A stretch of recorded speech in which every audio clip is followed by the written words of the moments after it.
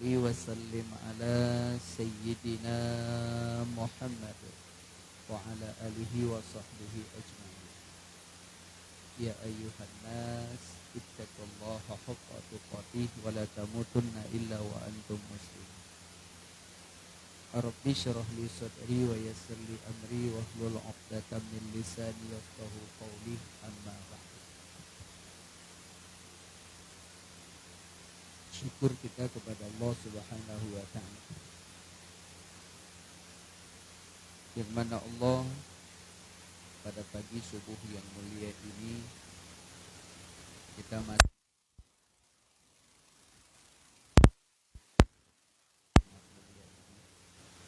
dalam rangka sama-sama kita berubudiyah kepada melaksanakan sholat subuh secara berjamaah.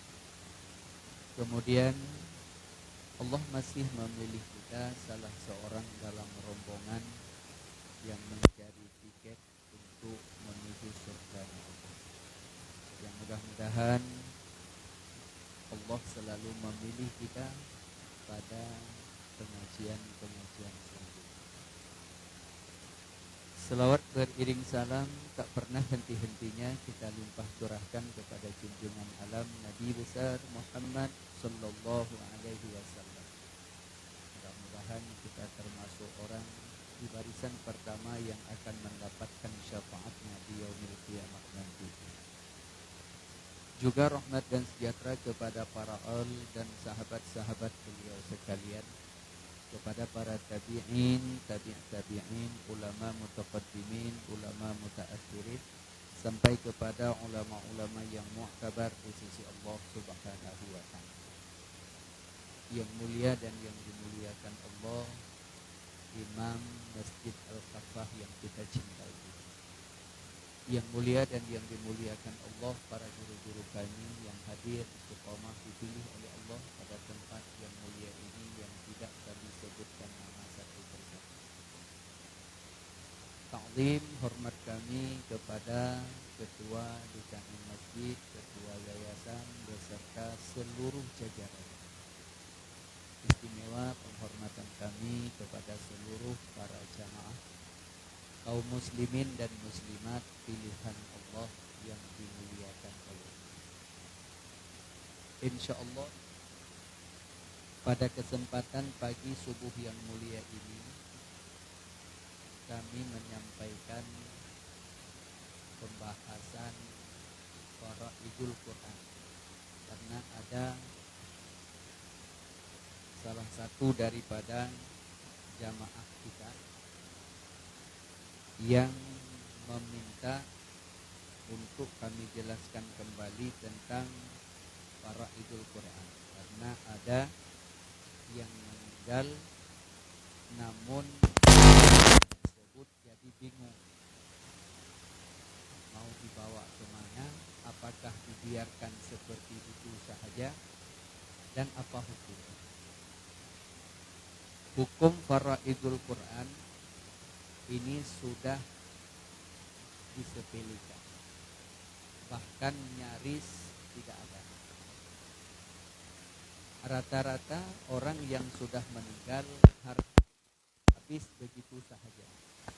Kalau ditanya entah kemana rimbanya, habis di tangan istri pertama atau habis di tangan istri muda. Ini yang akan timbul permasalahan dalam kehidupan kita di dunia. Padahal berujung fatal nanti di akhirat.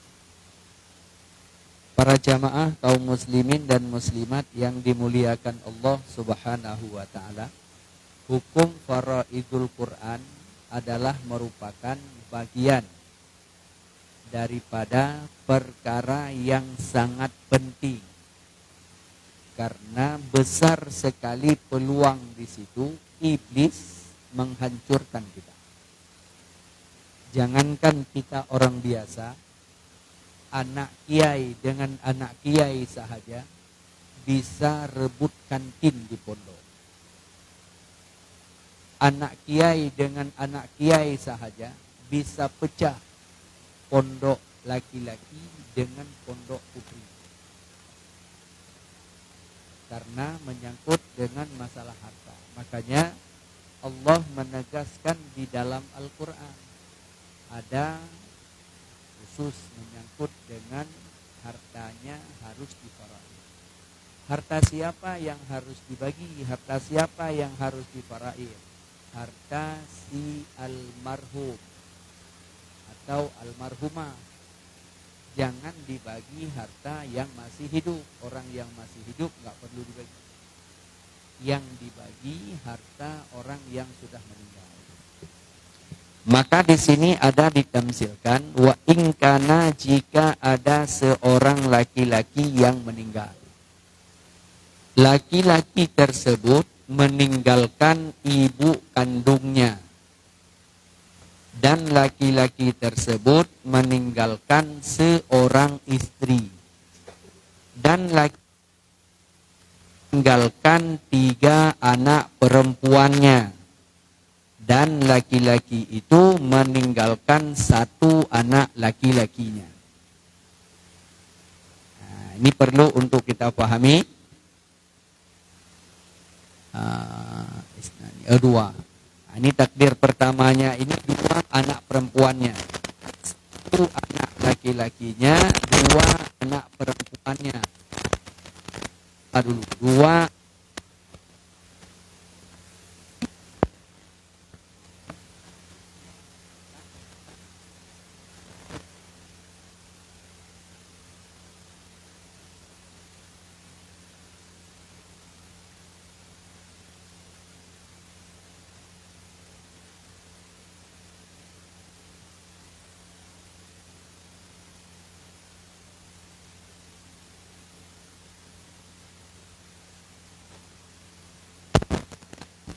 yang sudah meninggal itu tidak boleh lagi kita milikkan harta kepadanya. Akan jadi persoalan sepanjang zaman. Akan ditanya terus, min aina iktisabahu wa fima. Itu hartamu yang engkau tinggalkan di dunia itu dari mana engkau dapat dan kemana saja engkau gunakan. Dikarenakan banyak yang sudah kita tidak peduli lagi kepada harta itu, maka kita sia-siakan saja. Padahal ini adalah merupakan bagian daripada perkara di dalam syariat yang dibawa oleh Rasulullah, perkara yang sangat penting. Supaya kenapa? Supaya adil dalam kehidupan. Nah, di antara mereka ada harta, maka harta itu ditilik dulu, dilihat. Apakah harta itu harta harkat ataupun harta bawaan. Harta yang didapatinya sesudah mereka menikah. Itu namanya harta yang musyarikah. Harta kerjasama namanya. Ini yang sering sekali kejadiannya. Harta ada sesudah dia menikah, tetapi itu hartanya tidak dibagi harta musyarikah. Langsung dibagi kepada harta jenazah. Itu tidak adil terhadap istrinya. Lupa kita bahwa ada bab musyarikat. Syariat ada bab musyarikat, ada bab kerjasama.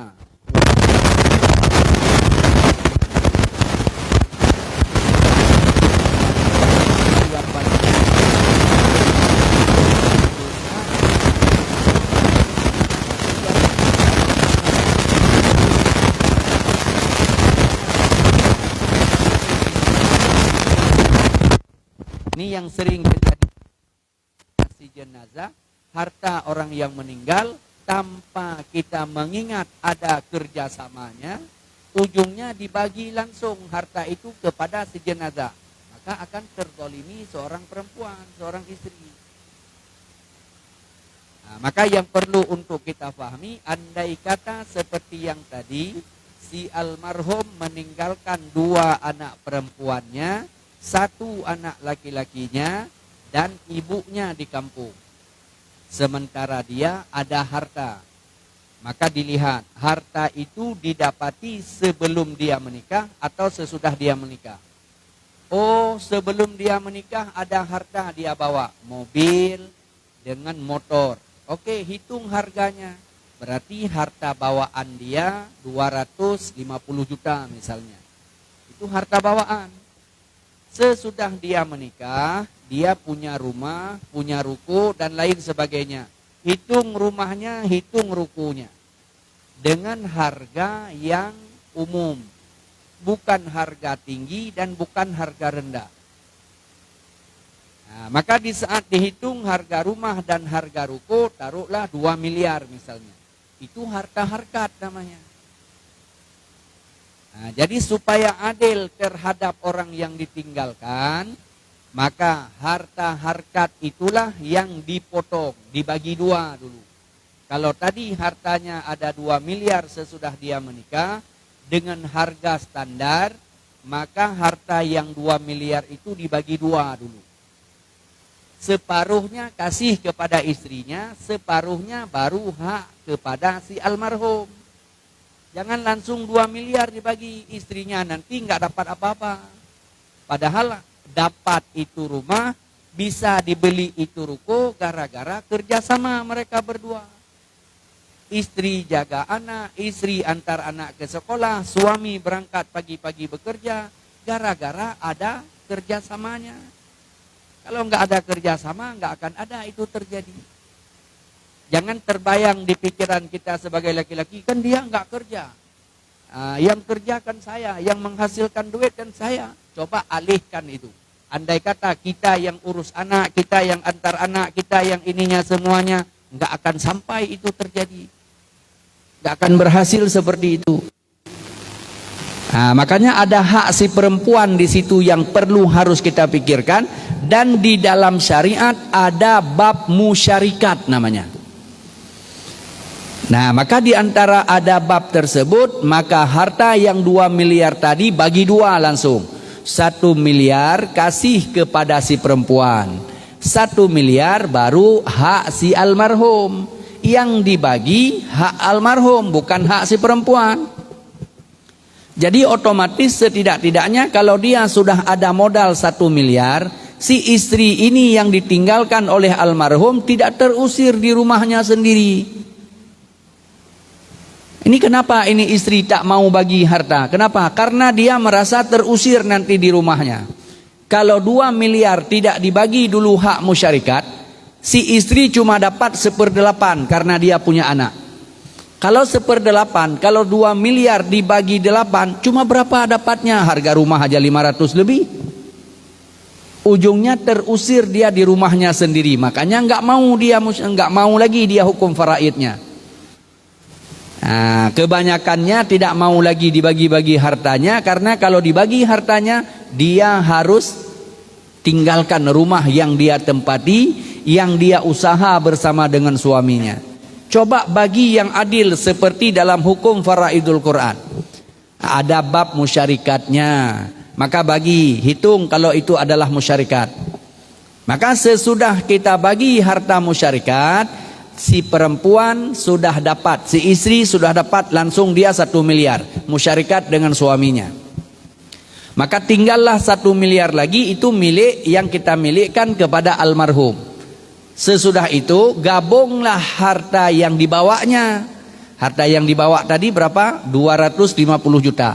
Tambah dengan 1 miliar, jadi almarhum ada kekayaan 1 miliar 250 juta. Baru kita lihat almarhum sudah haji belum? Oh sudah. Maka nggak perlu potong. Kalau belum, potong, karena itu hutang dengan Allah. Hablum minallah, itu hutang dengan Allah. Kalau dia sudah haji, nggak perlu potong lagi. Kemudian ditengok lagi, almarhum ada hutang nggak dengan ikhwanul muslimin? Hablum minan nas, ada hutang nggak di warungnya, di tokonya, atau di mana-mana? Ada hutang? Kalau ada hutang, potong. Kalau tidak ada, berarti utuh punya dia, yang harus diwariskan kepada orang lain, supaya almarhum selamat, tidak lagi ditanya. Nah, bagaimana cara dibaginya yang 1 miliar 250 tadi? Harta yang ditinggalkan itu oleh almarhum bagi dulu 1/8, kasih kepada istrinya. Si istri ada dapat daripada hak suaminya, yang tadi hak dia sendiri. Yang tadi itu hak dia sendiri, itu hak musyarikat namanya. Ini dia dapat lagi dari hak suaminya 1/8. Kenapa dia dapat 1/8? Karena punya anak. Nah, maka 1,2 miliar itu, 1,2 miliar setengah itu bagi 8 dulu. Bagi 8. Ambil satu bagian dari 8 tersebut, kasih kepada istri. Kalau 1,2 bagi 8 berapa kira-kira dapat? Ada yang cepat sih kali-kalinya? Berapa? 130 juta sekian. Ya, taruhlah 130 sekian. 130 sekian itu ambil, kasih ke istri dulu. Kenapa dia dapat? Itu 1/8 hak dari suaminya, karena dia punya anak. Nah, sesudah kita ambil 130 sekian itu kasih kepada si istri, maka tinggallah 1,1 sekian lah. 1 miliar 1 sekian. Itu yang akan dibagi kepada anaknya dan kepada ibunya. Ibunya dapat itu. Nah, jangan tinggal nanti, jangan ibunya di kampung nggak dapat apa-apa. Anaknya yang kaya di Batam, ibunya di kampung sana tetap dapat. Nah, berapa bagian dapat ibunya di kampung? Berapa bagian tinggal harta si almarhum tadi? 1 miliar 100 sekian tinggalnya misalnya. Maka harta itu dia meninggalkan anak perempuan 2, anak laki-laki 1, ibunya di kampung. Maka harta itu dibagi kepada 5. 5 dibagi. Karena kenapa dibagi 5? Karena anak perempuan 2, ibunya di kampung, anak laki-laki ada 1, pemilik asabah namanya. Nah, jadi kalau harta 1 miliar 100 sekian lagi yang tinggalnya itu dibagi 5. Berarti kalau 1 miliar dibagi 5, 200. Berarti 200-an sekian. 200-an sekian itu ambil satu bagiannya, kasih ke ibunya dulu.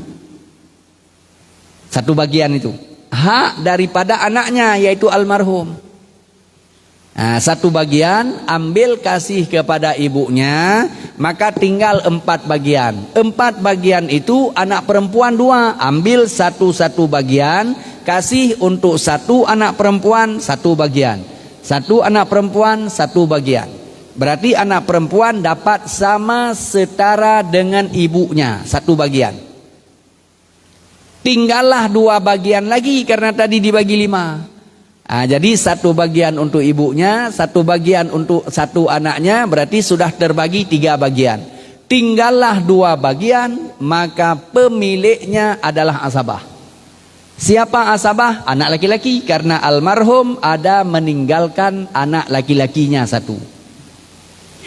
Maka bila seandainya seperti itu dibagi, tidak ada yang terdolimi. Tidak ada terdolimi istrinya, tidak ada terdolimi ya ibunya di kampung, tidak terdolimi itu. Almarhum tenang, almarhum aman di sana. Tidak akan dipermasalahkan lagi, tidak ditanya min aina iktisabahu wa fima anfaqahu. Itu hartamu yang engkau tinggalkan di dunia itu, kemana saja engkau gunakannya, bagaimana modelnya engkau dapatinya. Maka penting untuk dipahaminya. Jadi kalau seandainya seperti demikian kejadiannya, maka dibagi 5. Oh, andai kata sebaliknya, sebelum ayahnya meninggal, ada anaknya yang 1 meninggal. Nah, ini contoh misalnya almarhum meninggalkan seperti tadi. Meninggalkan ada ibunya, ada anak perempuannya, ada anak laki-lakinya. Dan anak-anaknya semuanya sudah berkeluarga. Misalnya anak-anaknya semua sudah berkeluarga dan sudah punya anak masing-masing. Berarti almarhum sudah punya cucu. Maka dilihat anaknya yang meninggal duluan, sebelum almarhum meninggal, anaknya itu tidak dapat lagi walau punya cucu. Kenapa? Karena anak yang duluan meninggal sebelum dia meninggal itu sudah putus jembatan namanya. Tapi dia punya cucu. cucunya itu nanti akan dibagi-bagikan oleh saudaranya. Jatah dalam hukum faraidul Quran itu tidak ada hak lagi. Nah, ini yang perlu untuk dipahami. Jadi jangan nanti almarhum anaknya yang sudah meninggal juga dijatahkan satu bagian kepada anaknya yang duluan meninggal. Nah, padahal anak yang duluan meninggal, bila dia punya harta, malah ayahnya yang mendapat warisan.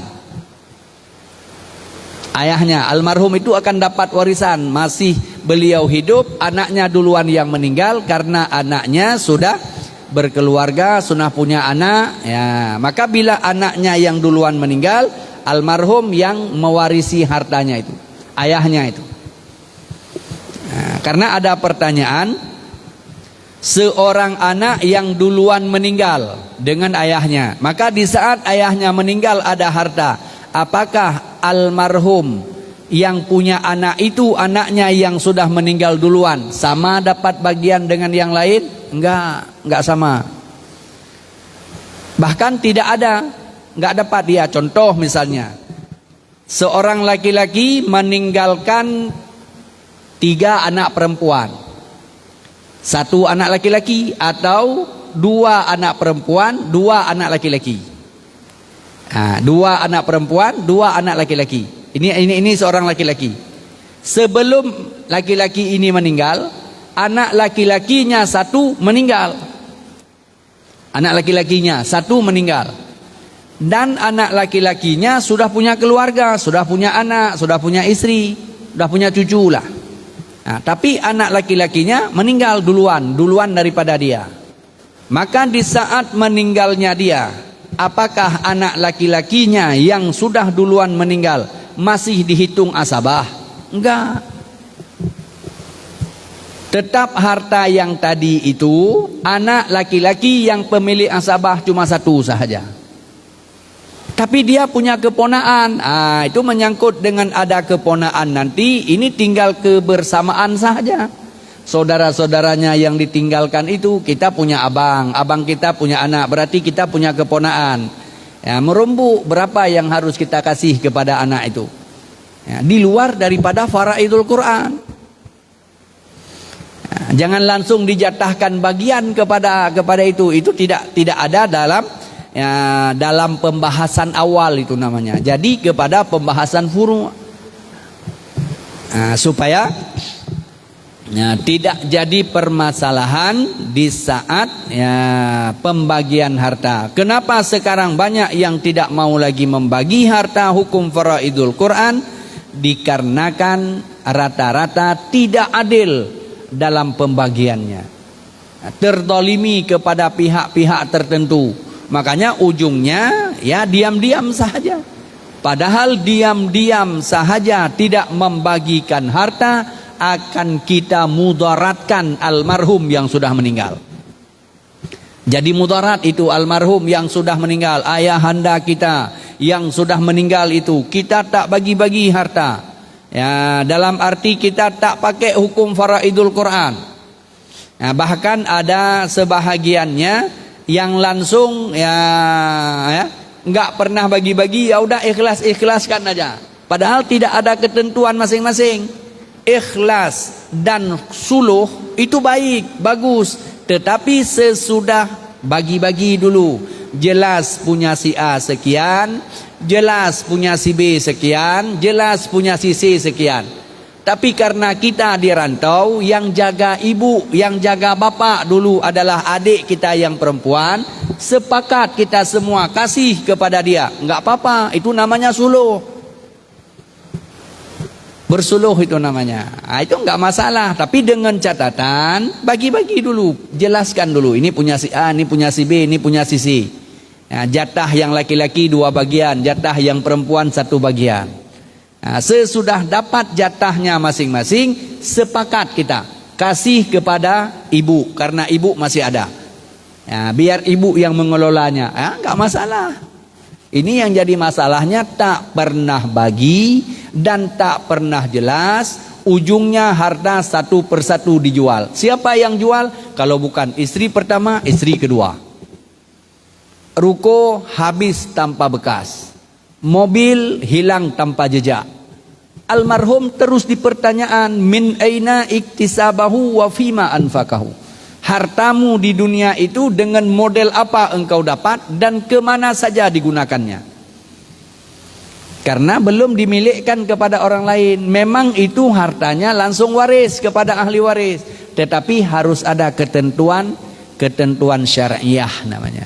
Nah, hingga ada langsung babnya disebut dengan bab hukum faraidul Quran namanya. Nah, seperti demikian. Ya, sebelum kita lanjut, ada yang ingin bertanya dulu? Kita beri kesempatan ini. Ya, silahkan.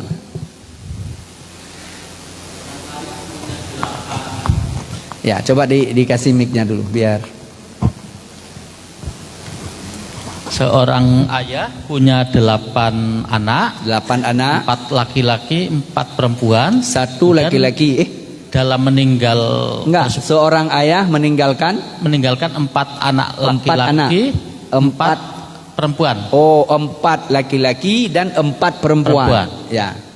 Harta tersebut setelah 1 minggu ayahnya meninggal, disepakati tidak dibagi warisan, tidak entah rumah dan tanah semuanya tidak dibagikan, tapi disepakati dalam kesepakatan tertulis. Ya. Nah, kemudian pada saat 40 hari ada menantunya menanyakan, kok enggak dapat bagian. Menantunya itu dari 4 anaknya tersebut, salah satunya menanyakan, kok enggak dapat warisan. Nah, apakah sang ayah yang meninggal tersebut masih ditanya tentang ayat yang tadi disebutkan? Terima kasih. Ya. Inilah yang kebanyakan terjadi. Yang paling banyak terjadi seperti itu. Kenapa? Karena ya kesepakatan aja. Hukum bersuluh itu bagus. Itu namanya hukum bersuluh itu namanya. Ya, berdamai. Antara keluarga semuanya berdamai aja. Harta kita tidak usah bagi-bagi, tapi kita berdamai aja. Ya, yang jatah saya, jatah si A, jatah si B, jatah ini, jatah itu, entah berapa dapat jatah dia, entah berapa dapat si B, entah berapa dapat si C, enggak tahu. Maka bila seandainya tidak jelas dulu berapa jatah si A, jatah si B, jatah si C, tidak jelas, maka yang kita bersuluh namanya suluh samar-samar.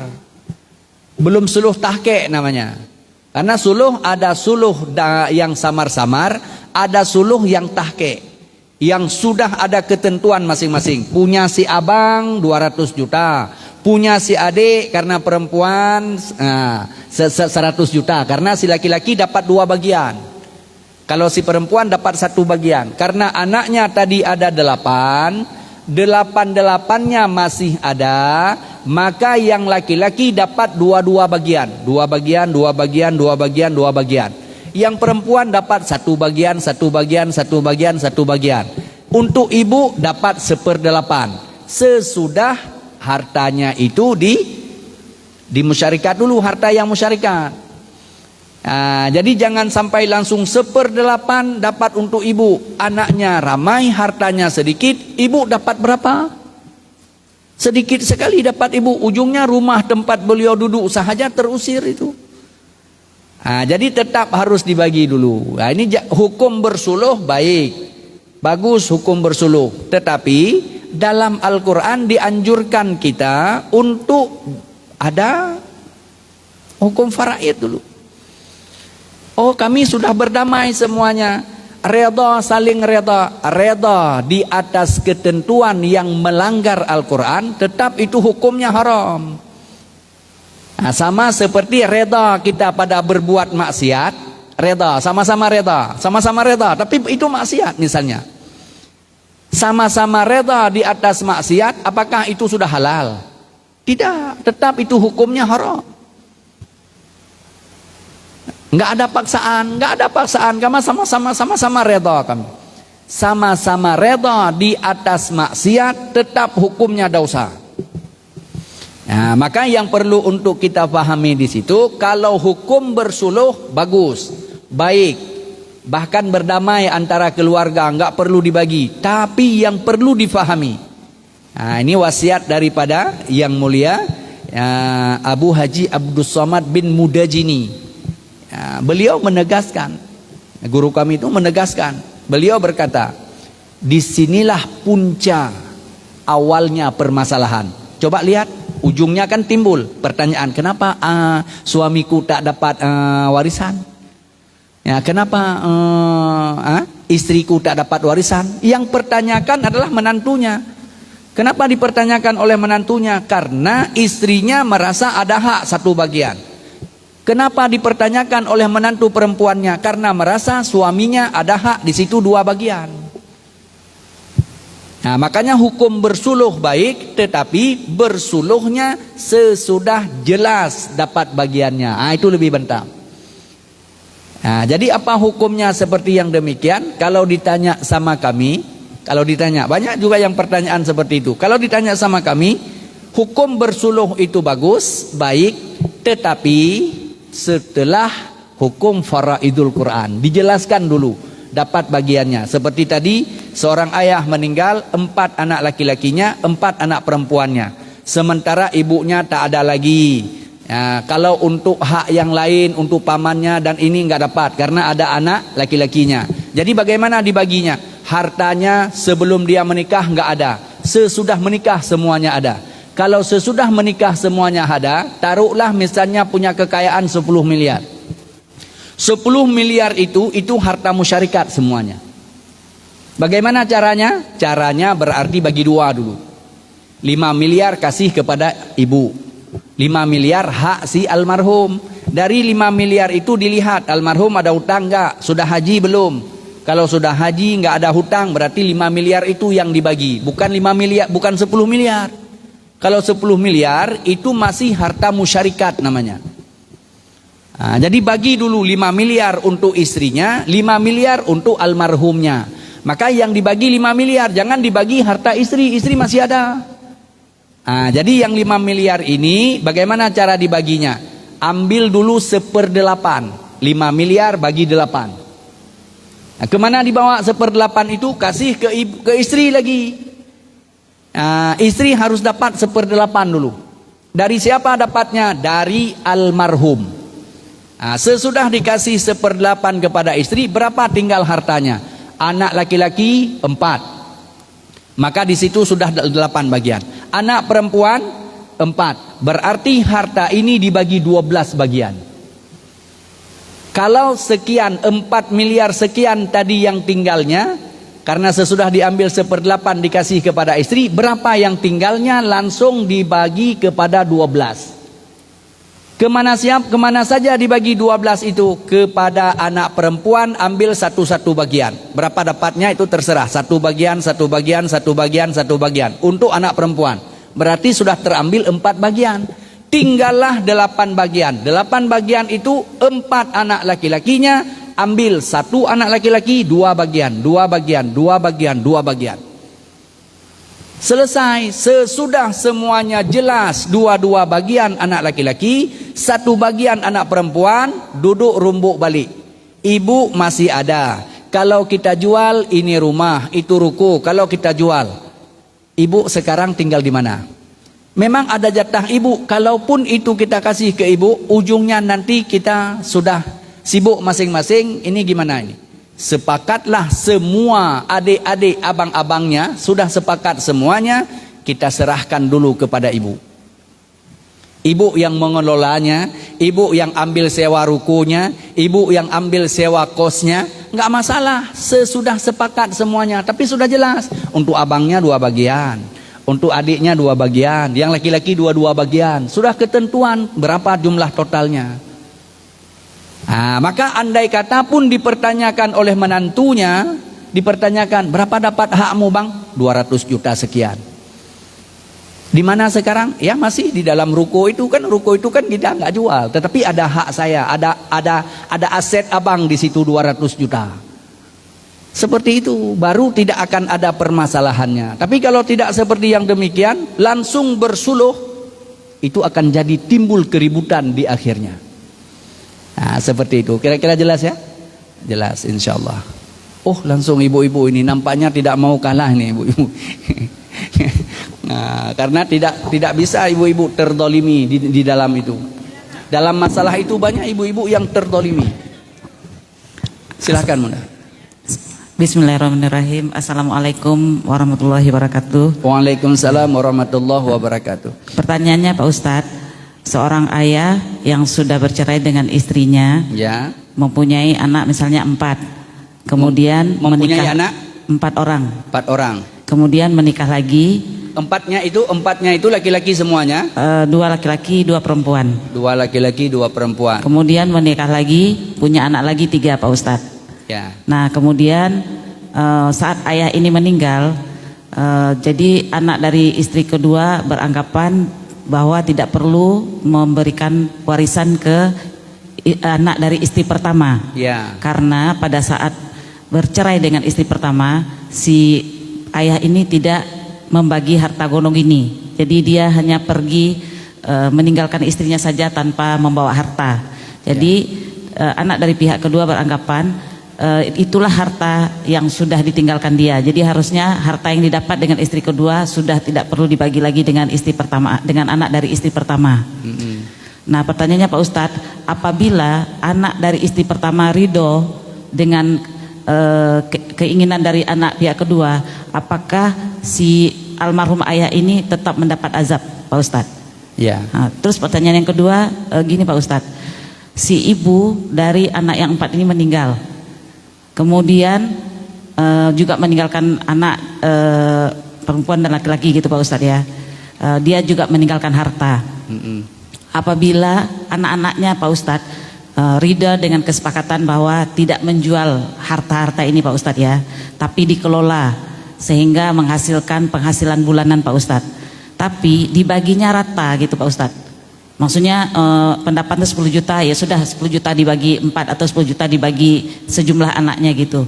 Ya. Apakah itu tetap melanggar ketentuan dan si ibu tetap mendapat azab karena ini sudah disepakati oleh anak-anaknya untuk tidak menjual harta ini, mengelolanya dan membagi sama rata gitu Pak Ustadz. Ya. Terima kasih atas penjelasannya Pak Ustadz. Assalamualaikum warahmatullahi wabarakatuh. Waalaikumsalam warahmatullahi wabarakatuh. Inilah timbul permasalahan menyangkut dengan masalah harta. Kesepakatan antara semua anak ini yang sudah umum terjadinya.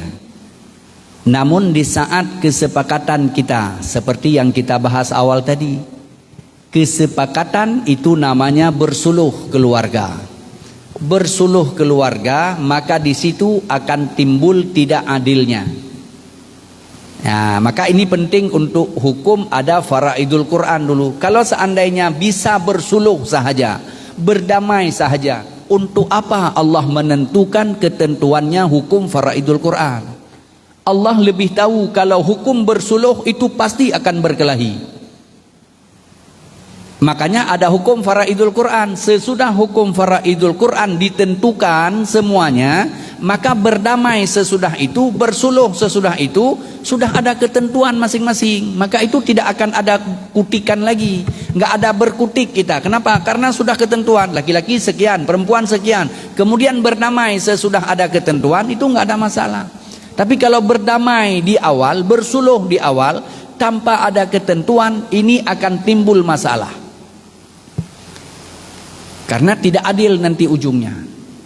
Nah, jadi pertanyaan yang pertama yang harus dijawab, yang harus kami jawab dulu, seorang ayah bercerai dengan istri pertama.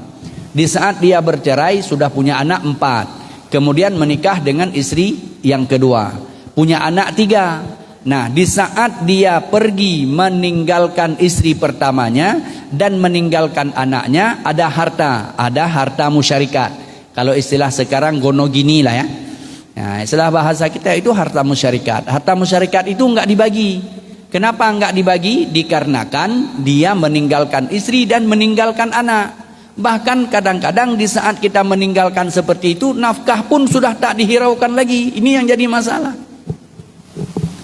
Kemudian dia menikah dengan istri yang keduanya, kemudian berusaha lagi dan ada harta lagi.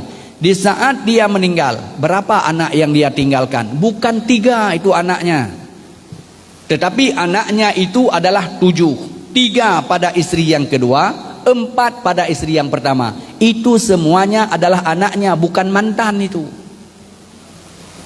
Mantan istri pertama, itu istri pertama itu mantannya, tapi anak pada istri pertama tetap anaknya, bukan mantan anak.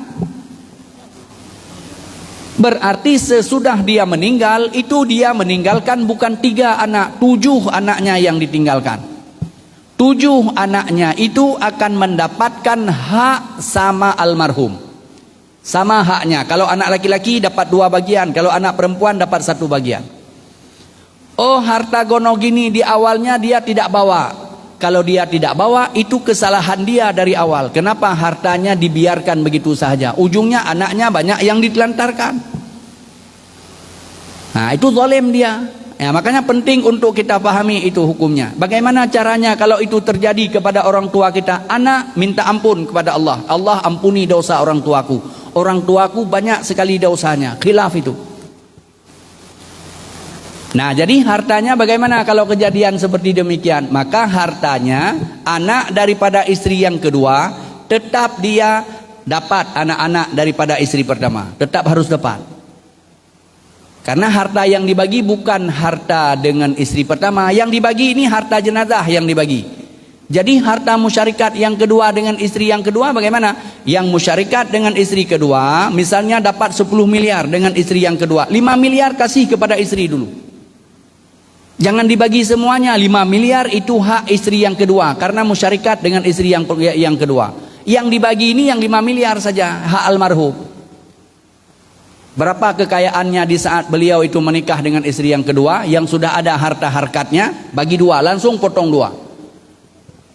Sebahagian kasih kepada istri, sebahagian baru hak almarhum. Kemudian yang 5 miliar lagi ini bagi lagi, dapat 1/8 kepada istrinya lagi. Nah, bagi 8 lagi karena si istri punya anak, maka 1/8 kasih lagi kepada istri yang keduanya. Kasih lagi berapa yang tinggal, maka baru dibagi 7 anaknya. Nah, ini 7 anak yang harus dibaginya. Nah, 7 anak yang harus dibagi. Berapa yang akan dibaginya? Dibagi kalau yang laki-laki dapat 2 bagian, kalau yang perempuan dapat 1 bagian. Nah, karena kenapa? Anak pada istri yang pertama itu tetap anaknya, bukan mantan anaknya. Ini yang harus perlu ditegaskan yang pertamanya. Pokoknya anak laki-laki dapat 2 bagian, anak perempuan dapat 1 bagian. Istri kedua protes. Apa dia protes? Kon ini harta kerjasama dengan saya, ada hartanya, ada mobilnya, ada rumahnya di saat menikah dengan saya. Makanya kasih dulu hak kepada beliau, harta musyarikat. Ini yang kami bagi bukan punya ibu, tapi punya almarhum, punya ayah yang kami bagi. Punya almarhum yang dibagi, punya ibu sudah langsung ini musyarikat.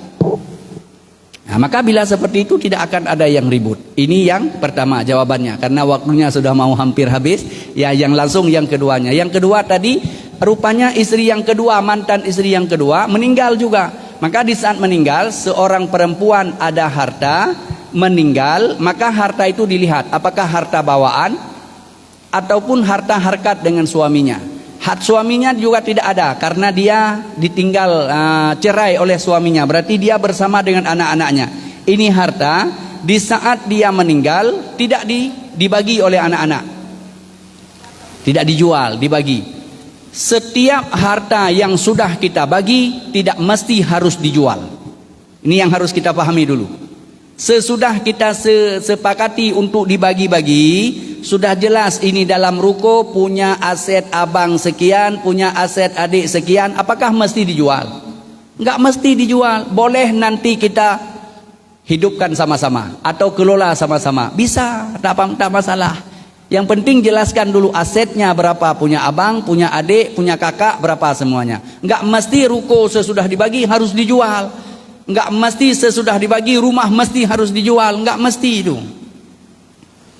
Nah, makanya bila seorang anak tadi yang ibunya meninggal sepakat sepakat tidak dijual, nggak masalah, karena ini adalah kenang-kenangan, nggak perlu kita jual. Yang penting rumah ini harus jelas dulu, jatah abang berapa, jatah adik berapa, jatah kakak berapa. Sesudah semuanya sepakat, ayo kita sewakan di rumah. Per bulan berapa dapatnya? Karena dapatnya sekian, maka nanti hasilnya kita bagi sama, nggak masalah, sah itu. Nah, makanya yang harus kita pahami, setiap harta warisan yang kita dapati tidak mesti harus dijual. Nah, tetapi sesudah kita jelaskan satu, si A dapat sekian, si B dapat sekian, maka harta itu boleh dikelola bersama, nggak ada masalah, sah itu. Namanya bersuluh nanti. Nah, yang perlu dipahami, lepaskan dulu kaitannya dengan almarhum atau almarhumah, supaya beliau tidak jadi persoalan terus sama malaikat. Malaikat akan bertanya terus, min aina iktisabahu wa fima anfaqahu. Hartamu yang engkau tinggalkan di dunia itu, dengan model apa engkau dapat, dan kemana saja sekarang engkau sudah kasih. Tapi kalau sudah dikasihkan kepada anaknya dengan jelas-jelas, maka almarhum menjawab, ya Allah, harta yang aku tinggalkan sudah diwariskan oleh anakku, laki-laki dapat sekian, perempuan dapat sekian. Selesai masalah. Berarti sekarang saya tak punya lagi, ya Allah, hartanya. Nah, seperti itu. Kira-kira jelas bunda ya? Nah, insya Allah nanti kalau seandainya memang kurang memahaminya, ya, boleh juga dipertanyakan sama seperti saudara-saudara kita yang lainnya.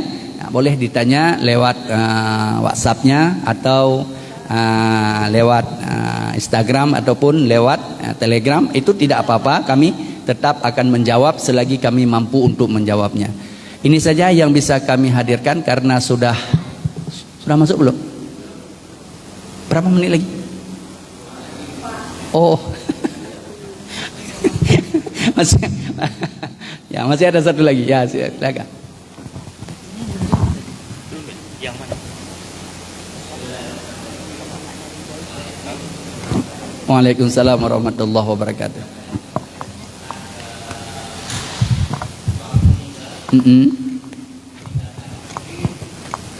Dua anak masih kecil. Ya, meninggalkan istri dan dua anak itu masih kecil.